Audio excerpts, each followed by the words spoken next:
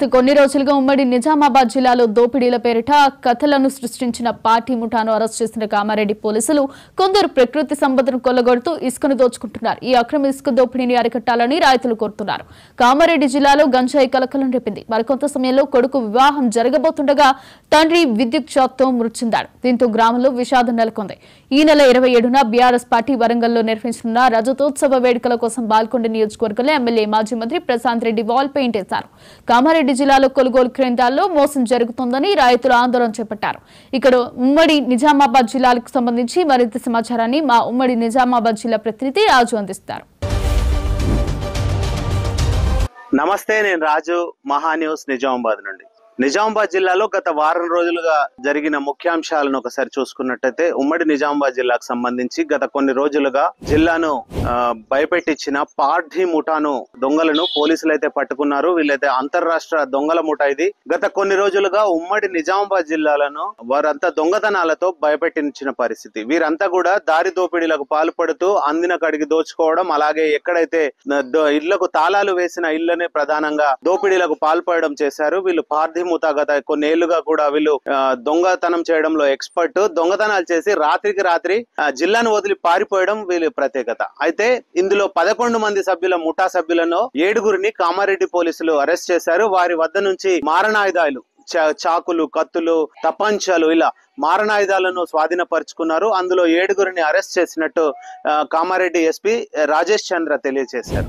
ఉమ్మడి నిజామాబాద్ జిల్లాలో ఇసుక దోపిడీ అయితే కొనసాగుతోంది. ప్రధానంగా ప్రకృతి సంపదను కొందరు కొల్లగొడుతున్న పరిస్థితి ఉంది. ఇటు ఇసుక, మొరం లాంటి వాటిని అక్రమంగా ఎలాంటి పర్మిషన్ లేకుండా దోపిడీలకు పాల్పడుతున్న పరిస్థితి ఉంది. ప్రధానంగా బాల్కొండ నియోజకవర్గంలోని భీమ్గల్, వాడి, ఈ వాగు ప్రాంతాల్లో ఎక్కువగా ఇసుక దోపిడీ అయితే కొనసాగుతుంది. కొందరు అక్రమార్కులు ఈ ఇసుకను రాత్రి వేళల్లో అక్కడి నుంచి తీసుకువచ్చి గ్రామాల్లో డంపులు వేసి తర్వాత వాడిని ఇటు ఆర్మూర్గు, ఇటు నిజామాబాద్ రూరల్ ప్రాంతాల్లో వాటిని అమ్ముకుంటున్న పరిస్థితి అయితే ఉంది. ఇట్లా ఈ ప్రకృతి సంపదను కొందరు కొల్లగొడుతున్నారు. అయితే వీరిని గుర్తించిన అధికారులు 12 ఇసుక డంపులను, భారీ డంపులను స్వాధీనపరుచుకున్నారు. అలాగే 94 ట్రాక్టర్లను కూడా సీజ్ చేసిన పరిస్థితి ఉంది. ఈ విధంగా ఈ బాల్కొండ నియోజకవర్గంలో ప్రధానంగా వాగులు ఎక్కువగా ఉంటాయి. వాగుల్లో నుంచి ఇసుకను రాత్రి వేళల్లో దొంగతనంగా తీసుకువెళ్లి వాటిని ఒక దగ్గర డంపులు చేస్తున్న పరిస్థితి అయితే ఉంది. ఇప్పటికైనా ఈ దోపిడీకి పాల్పడుతున్న వారిని కట్టడి చేయాలని చెప్పి గ్రామస్తులు అయితే కోరుతున్నారు. ఎందుకంటే ఈ ఇసుకను తీయడం వల్ల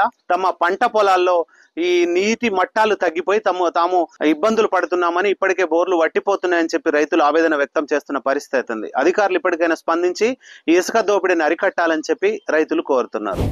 కామారెడ్డి జిల్లాలో గాంజా కలకలమైతే రేపింది. అయితే కొందరు వ్యక్తులు గాంజాను ఇంటి వద్దే సాగు చేస్తున్న పరిస్థితి ఉంది.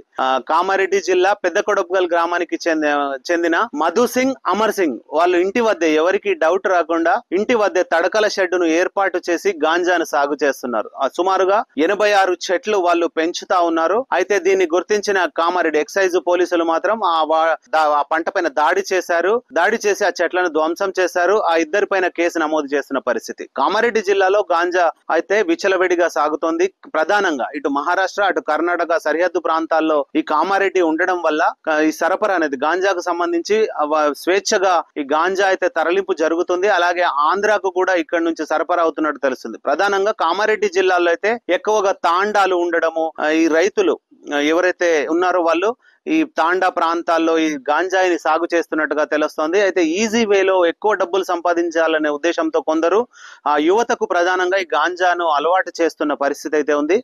వీళ్ళు సులభంగా ఇటు ఆంధ్ర సంబంధించి శ్రీకాకుళం నుంచి ఇటు మహారాష్ట్ర నాందేడ్, బాంబేకు ఈజీగా ఈ గాంజా తరలించడానికి కామారెడ్డి జిల్లా అనేది హైవే కలిగి ఉండడం, ప్రధాన రహదారులు కలిగి ఉండడం వల్ల ఎక్కువగా కామారెడ్డి ప్రాంతాల్లో గాంజా సాగు అయితే కొనసాగుతున్నట్టుగా తెలుస్తోంది. ఇలాగే గాంజాను కూడా విక్రయిస్తున్నారు. ఈ గాంజా వినియోగం కూడా పెరిగింది కామారెడ్డి జిల్లాలో. ఇప్పటికైనా అధికారులు స్పందించి ఈ ఎవరైతే గాంజాను విక్రయించడము, సరఫరా చేయడము, ఇలా ట్రాన్స్పోర్ట్ చేస్తున్న వారిపై కఠిన చర్యలు తీసుకోవాల్సిన అవసరం ఎంతైనా ఉంది.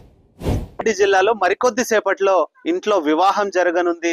వరుడి తండ్రి ఏదైతే ఆ మేకలను కట్ చేసే తరుణంలో విద్యుత్ షాక్ తగిలి మృతి చెందిన సంఘటన అయితే చోటు చేసుకుంది. రాజంపేట మండలం శివాయిపల్లి గ్రామంలో వెంకట్ అనే వ్యక్తి తన కొడుకు పెళ్లి కోసం ఏర్పాట్లు చేస్తున్నారు.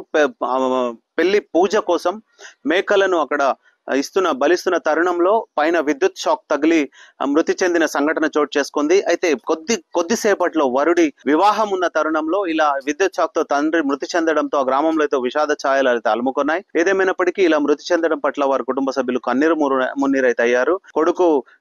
కొడుకు పెళ్లిలో ఇలా తండ్రి మృతి చెందడం జిల్లా వ్యాప్తంగా కూడా ఒక సంచలన వార్తగా అయితే మారిందని చెప్పొచ్చు. ఏదేమైనప్పటికీ ఇలా మృతి చెందడం ఆ గ్రామంలో విషాద ఛాయలు అలుముకున్నాయి.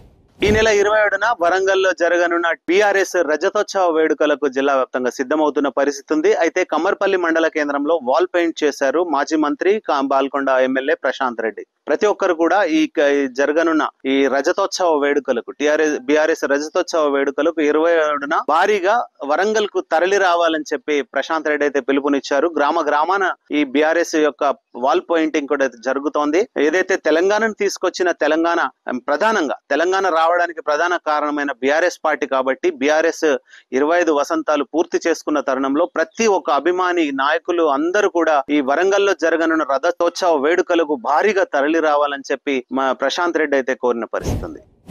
మరో ముఖ్య అంశం, ప్రధానంగా రైతులు పంట పండించారు. పంటలన్నీ కూడా ఇప్పుడు ఇంటికి వచ్చిన తరుణం వాటిని అమ్ముకోవాల్సిన పరిస్థితిలో కూడా రైతులకు అన్యాయం జరుగుతోంది. పంట ఆరుంగాలలు కష్టపడి పండించి దాన్ని రోడ్డు పైన ఆరబోసి దాన్ని కాపాడుకొని దాన్ని కొనుగోలు కేంద్రాలకు తీసుకెళ్లిన తర్వాత కొనుగోలు కేంద్రాల్లో 2 కిలోల తేడా వస్తోంది. 2 కిలోల మోసం జరుగుతోందని చెప్పి రైతులు అయితే గుర్తించారు. కామారెడ్డి జిల్లాలో ఈ మోసం అయితే గుర్తించారు. షాబ్దిపూర్ గ్రామంలో ఒక రైతు తను పండించిన పంట తను కొనుగోలు కేంద్రం వద్ద అమ్మడానికి తీసుకువెళ్తే కడత పేరుతో 2 కిలోల తేడా చూపిస్తున్నారు కొనుగోలు కేంద్రం నిర్వాహకులు. వెంటనే గుర్తించిన రైతు ఆ తూకాన్ని తీసుకెళ్లి వేరే దగ్గర దాన్ని తూకం వేయగా అందులో 2 కిలోలు తేడా వచ్చినట్టుగా రైతు అయితే గుర్తించాడు. వెంటనే తను మిగతా రైతులకు కూడా తెలియజేశాడు. ఇన్ని రోజులుగా మోసం జరుగుతున్నట్టు రైతులైతే తెలియజేశారు. వెంటనే ఎవరైతే ఈ 2 కిలోల తేడా చూపిస్తున్న నిర్వాహకులపై కఠిన చర్యలు తీసుకోవాలని చెప్పి అయితే వారు కోరుతున్నారు. వెంటనే జిల్లా అధికారులు స్పందించి ఇలాంటి వారిపైన కఠిన చర్యలు తీసుకోవాలని చెప్పి రైతులైతే ఆందోళన చేశారు, ధర్నాకు దిగారు.